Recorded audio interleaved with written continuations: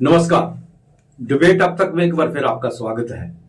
हमने पिछले एपिसोड में चर्चा की थी ईरान और इजराइल की।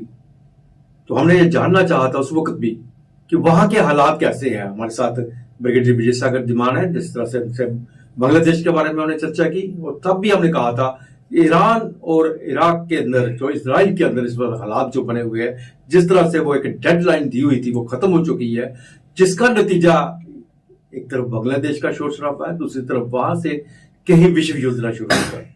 ये सब बातें जानने के लिए हमने फिर आमंत्रित किया है ब्रिगेडियर साहब को। ब्रिगेडियर साहब, आपका बहुत बहुत स्वागत है। धन्यवाद Adarsh ji, pleasure to be on the show as always. Brigadier साहब ने पिछले एपिसोड में चर्चा की थी कि हम इस पे भी बात करेंगे, लेकिन चूंकि बात काफी महत्वपूर्ण है तो मैंने सोचा कि इसे इसी एपिसोड में रखते हैं।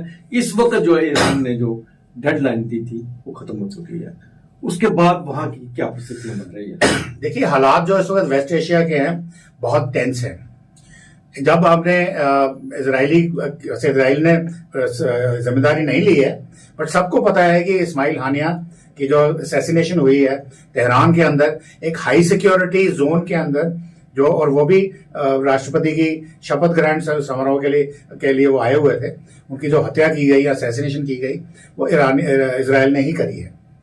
तो इसके लिए ईरान में अभी नए प्रेसिडेंट बने हैं, तो उनका तो अभी रवैया हमने देखा नहीं है खास, बट वो भी थोड़ा हार्डलाइनर का ही होगा। परंतु उनके जो सुप्रीम लीडर हैं आयतोल्ला खुमैनी, उन्होंने पहले दिन ही स्टेटमेंट दे दी थी कि इजराइल इसका खामियाजा भुगतेगा, हम बहुत स्ट्रांग रिस्पॉन्स देंगे, और उन्होंने एक डेडलाइन दे दी थी। वो डेडलाइन कल रात को खत्म हो गई है। अब इस दौरान यहाँ पे क्या हरकत हुई है, क्या प्लानिंग हुई है? ईरान ने बोला था कि we will attack at the place of our choosing, time of our choosing. तो वो टाइम उनका निकल गया है, पता नहीं क्या करेंगे। अब इस दौरान उन्होंने क्या किया है, उन्होंने सबसे पहले तो उन्होंने रशिया को बोला है। और अगर आपने कोई सोशल मीडिया या इवन न्यूज में भी कुछ क्लिपिंग दिखाई गई हैं, IL-76 लैंड कर रहे हैं ईरान के अंदर, full of drones, full of weapons, missiles. और ये सारी की सारी जो उनको मिसाइल्स वहां से चाहिए ईरानियंस को, वो रशिया से बाय एयर आई हैं, या by land route and sea route भी आई हैं। प्लस चाइना से क्या है, ये अभी तो रोल क्लियर नहीं है। बट ये सब करके ईरान क्या करना चाहता है? उन्होंने सबसे पहले क्या किया है कि जो अपनी हिजबुल्लाह है, जिनको ऑलमोस्ट $100 बिलियन पर ईयर का बजट रखा हुआ था, उनको बिल्कुल बोला है कि आपने इजरायली टारगेट्स को ट्रैक कर लो। सिमिलरली हमास को भी और बोला कि आप भी तैयार कर लो। इधर से नीचे हुतीज जो बैठे हुए हैं येमेन में, उनको भी बोला है कि आप भी तैयार हो जाओ इजराइल के ऊपर अटैक करने के लिए। तो 3 ये हो गए। चौथा अटैक वो करवाएंगे सीरिया में, जितने भी उनके ईरान के समर्थित टेररिस्ट ग्रुप्स हैं, और उसी तरह से इराक के अंदर जितने भी टेररिस्ट ग्रुप्स हैं, इस्लामीज हैं, और प्लस अफ्रीका में जितने भी धड़े के सैनिक बोलते हैं, प्राइवेट आर्मीज हैं, उन सबको वहां पे कॉन्सेंट्रेट कर दिया। तो 5 या 6 जगह से ये साइमल्टेनियसली ग्राउंड अटैक भी हो सकता है। प्लस ईरान अपनी धरती से इजराइल के ऊपर उन्होंने बोला कि हम इतना, पहले उन्होंने किया था last time 300 missiles and drones. इस बार बोलते हैं कि हम इससे भी ज्यादा करेंगे, कि ताकि जो इजराइल की डिफेंसेस हैं वो उसको काउंटर ना कर सकें। तो ये ईरान का प्लान है, और जो कि बहुत ही खतरनाक प्लान है। अब दूसरी तरफ हम देखते हैं इजराइल की तरफ से। इजरायली जो गवर्नमेंट है सारी की सारी, वो सारे अंडरग्राउंड बंकर्स में चले गए। उनको पता है कि ईरान की तरफ से होना है, उनके जो जितने भी उनके डिप्लॉयमेंट्स हैं वो सारी हो गई हैं। प्लस हमने देखा है कि जितनी भी अमेरिकन फोर्सेस हैं, ब्रिटिश फोर्सेस हैं, फ्रेंच फोर्सेस हैं, वो चाहे वो मेडिटेरेनियन में हो, उन्होंने अपनी पोजीशन ले ली है for air defence as well as attack.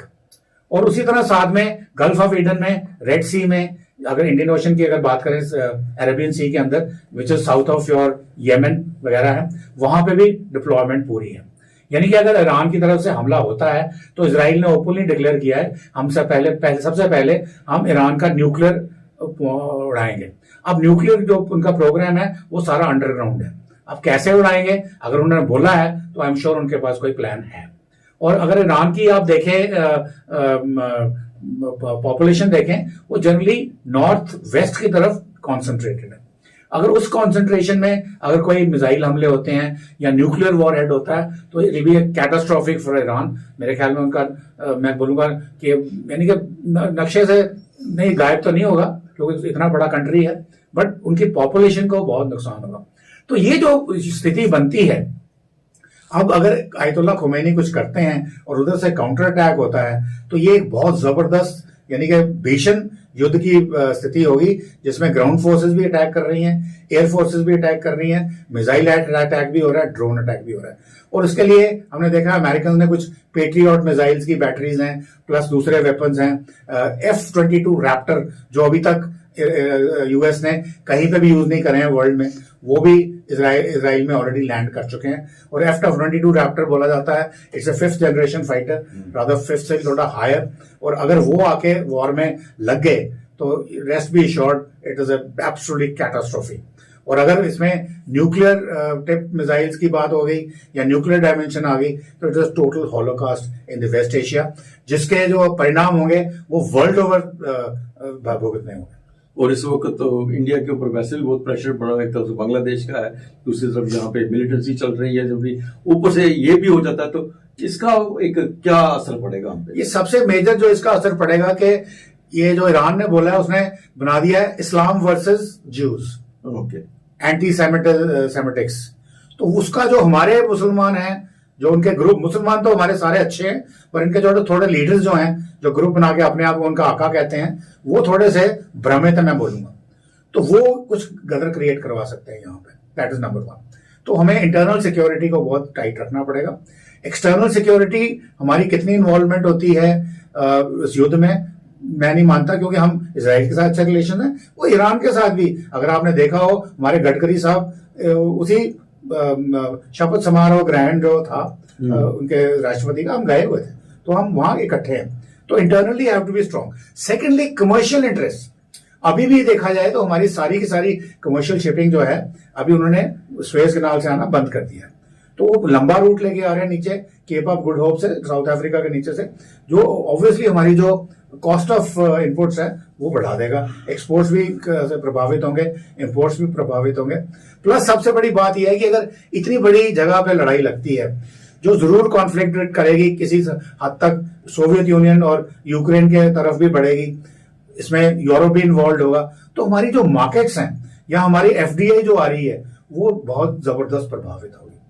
और इस वक्त ये सब बातें जब हम कर रहे हैं तो आपको ये नहीं भूलना चाहिए, चाइना में भी इस वक्त ताइवान वाला जो फ्रंट है वो भी एक्टिव हो रहा है।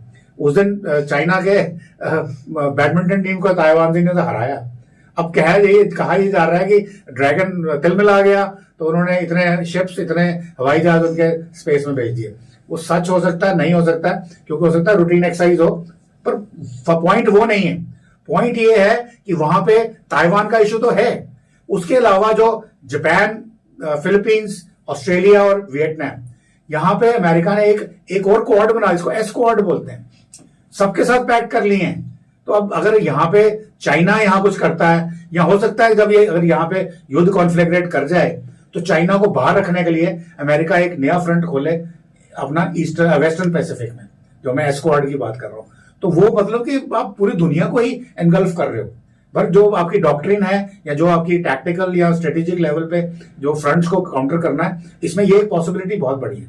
तो ये एक मैं बोलूंगा कि खतरनाक बात है। तो अगर ये कॉन्फ्लिक्ट ना करे, हालांकि अमेरिकन थ्रेट भी दे रहे हैं ईरान को कि हमला किया तो छोड़ेंगे नहीं, और साथ में ये भी कह रहे हैं कि हमला मत करिए। डिप्लोमेटिक चैनल्स भी यूज कर रहे हैं, बाकी जो ईरान के बाकी लोग हैं उनको भी कन्विंस कर रहे हैं। बट अल्टीमेटली लेट्स सी कि उनकी आयतुल्लाह खुमैनी जो है वो 1979 में आए थे, तो उस वक्त से आकर के उन्होंने अमेरिकन के अगेंस्ट है, यानी कि Iranians are dead against American. उनको बोला गया कि अगर कोई क्या होता है जिन है इस दुनिया में तो वो अमेरिका ही है, और ईरानियन लोग उसको मानते हैं। तो हम कुल मिला के ये देख रहे हैं कि अगर ऐसे हालात बनते हैं तो आने वाले दिनों में इसका भारत के ऊपर भी एक बहुत बड़ा प्रभाव पड़ेगा, और यहाँ की इकोनॉमी के ऊपर भी इसका एक बहुत बड़ा प्रभाव पड़ सकता है। मिर्ट साहब, आप हमारे स्टूडियो में हमारे दर्शकों को यह जानकारी दी, आपके लिए बहुत बहुत धन्यवाद। धन्यवाद आपका, थैंक यू सो मच। आज के लिए बस इतना ही, नमस्कार।